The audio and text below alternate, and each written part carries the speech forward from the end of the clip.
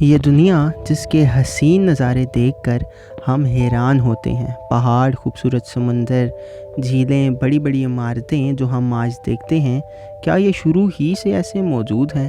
نہیں، ایسا ہرگز نہیں ہے۔ ایک وقت تھا جب یہ سب کچھ ایک چھوٹے سے نقطے میں قید تھا، شاید ہمارے ناخن کے برابر نقطہ، اور آج سے تقریباً 450 ارب سال پہلے یہ ساری کائنات، سورج، چاند، زمین، آسمان اور باقی سولر سسٹم اس نقطے میں رونما ہونے والے ایک عظیم دھماکے سے وجود میں آئی، جسے سائنس نے بگ بینگ تھیوری کا نام دیا۔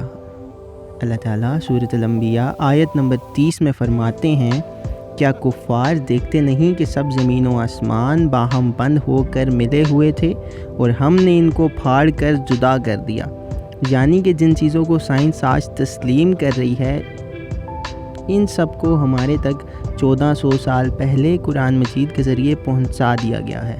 2017 کی ایک اہم رپورٹ کے مطابق یونیورس میں تقریباً 100 بلین گلیکسیز موجود ہیں، اور یہ تعداد ایک عمل کے تحت بڑھتی جا رہی ہے۔ یعنی کہ آپ سمجھیں کہ ہماری کائنات جیسی 100 ارب اور بھی گلیکسیز موجود ہیں۔ ہر گلیکسی میں 10 بلین سٹارز موجود ہیں۔ اگر ان تمام گلیکسیز میں نمبر آف سٹارز دیکھیں تو وہ اتنے زیادہ ہیں کہ زمین پر موجود تمام ریت کے ذرے اگر آپ اکٹھے کر دیں تو تب بھی ان سٹارز کی تعداد ریت کے ذرات سے زیادہ ہوگی۔ پر ابھی تک لاکھ کوششوں کے باوجود بھی سائنٹسٹ کو کسی بھی گلیکسی میں زندگی کا کوئی سراغ نہیں ملا۔ ہو سکتا ہے کہیں پر زندگی موجود بھی ہو، پر فی الحال زندگی کے آثار صرف ہماری گلیکسی پر ہی نظر آتے ہیں۔ ہمارا سورج آج سے 5 ارب سال پہلے وجود میں آیا اور آہستہ آہستہ اس کے گرد سیارے بنتے چلے گئے۔ شروع میں سورج کے گرد بڑے بڑے پتھر تھے، اور آہستہ آہستہ گریوٹی کی وجہ سے یہ پتھر یعنی کہ اسپیس راکس اکٹھے ہونا شروع ہو گئے اور آپس میں ٹکرانا اور ایک دوسرے کے ساتھ جڑنا شروع ہو گئے، اور انہوں نے پلینٹس یعنی کہ سیاروں کو بنانا شروع کر دیا۔ جب اسپیس راکس یعنی کہ بڑے بڑے پتھر گریوٹی کی مدد سے اکٹھے ہوئے تو انہوں نے ہماری ارتھ یعنی کہ زمین کو جنم دیا۔ آج سے 5 ارب سال پہلے زمین کا منظر کچھ یوں تھا۔ یہ ایک چھوٹے سے سورج کی مانند نظر آتی تھی۔ اس کا ٹیمپریچر، درجہ حرارت بھی اتنا ہی گرم تھا۔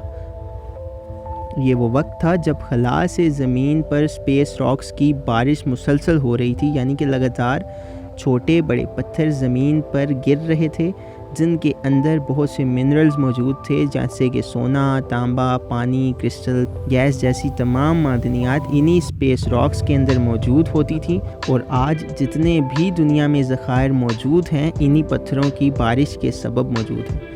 بالکل اسی طرح ہی ان اسپیس راکس کے گریوٹی سے جڑ جانے کی وجہ سے باقی سیارے مثلاً ہمارا چاند اور باقی سب سیارے وجود میں آئے۔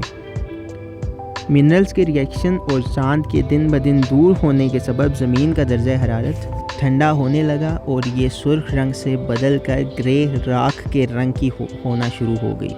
انہی منرلز میں آکسیجن اور ہائیڈروجن بھی موجود تھیں، جن کی آپس میں ریئیکٹ کرنے سے پانی وجود میں آیا اور زمین پر زندگی کا آغاز ہوا، اور پھر جانور، درخت، پرندے اور زمین پر ہر جاندار ایک اپنے مقررہ وقت اور عمل سے وجود میں آیا۔ یہاں تک تو بات ہو گئی کہ زمین وجود میں کیسے آئی، پر اب بات کرتے ہیں کہ آخر ایسا بھی کیا معاملہ ہے کہ زمین کا موت کی طرف جانا یعنی فنا ہونا بھی طے ہے۔ یہ بات تو طے ہے کہ ایک دن اس دنیا کو اپنے اختتام کی طرف جانا ہے، اس پر زندگی کا کوئی سراغ باقی نہیں رہے گا، مگر یہ سب ہوگا کیسے؟ اللہ تعالیٰ سورۃ رحمان میں ارشاد فرماتے ہیں، جو کچھ ہے اس زمین پر اس کو فنا ہونا ہے، اور باقی رہے گی ذات تیرے رب کی جو صاحب جلال اور احسان کرنے والا ہے۔ اب اس معاملے میں جب سائنس میدان میں آئی تو تحقیق سے ثابت ہوا کہ ایک وقت ایسا بھی آئے گا جب ہماری پھیلتی ہوئی کائنات اپنی آدھی عمر گزارنے کے بعد سکڑنے لگ جائے گی۔ جو کہکشائیں باہر کی جانب پھیل رہی ہیں ان کی رفتار سست حتیٰ کہ رک جائے گی، اور ارض کور یعنی کہ زمین کے مرکز کی سمت آپس میں الجھ جائے گی، اور ممکنہ طور پر تباہ ہو جائے گی۔ اس وقت دنیا میں 1600 زیر زمین آتش فشاں پہاڑ موجود ہیں۔ ان پہاڑوں میں تباہ کن مواد ایک رفتار سے بڑھ رہا ہے اور اس بات کا خدشہ ہے کہ شاید ایک وقت میں ہی سارے پہاڑ پھٹ جائیں اور ہوا کی مانند اڑنے لگیں۔ اللہ رب العزت قرآن میں ارشاد فرماتے ہیں کہ جب زمین کپ کپا کر لرزے گی اور پہاڑ ریزہ ریزہ ہو جائیں گے اور پھر مکمل طور پر غبار بن کر اڑنے لگیں گے۔ یہ تحقیق یقیناً قرآن کریم کے اس ارشاد کی تصدیق کرتی ہے۔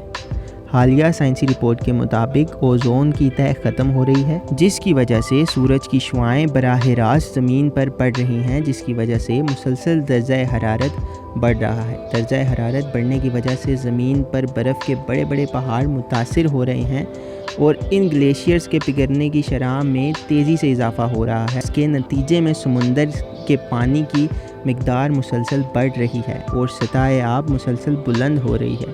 ان سب چیزوں کے مطالعے سے پتہ چلتا ہے کہ زمین و آسمان، خلا و پہاڑ کچھ باقی نہ رہے گا اور تمام کائنات فنا ہو جائے گی اور سوائے اللہ کی ذات کے کچھ باقی نہ رہے گا۔ اگر آپ کو ویڈیو پسند آئے تو چینل کو سبسکرائب کرنا، ویڈیو کو لائک کرنا اور بیل آئیکن کو دبانا ہرگز نہ بھولیں تاکہ آپ آنے والی ہر ویڈیو سے جڑے رہیں۔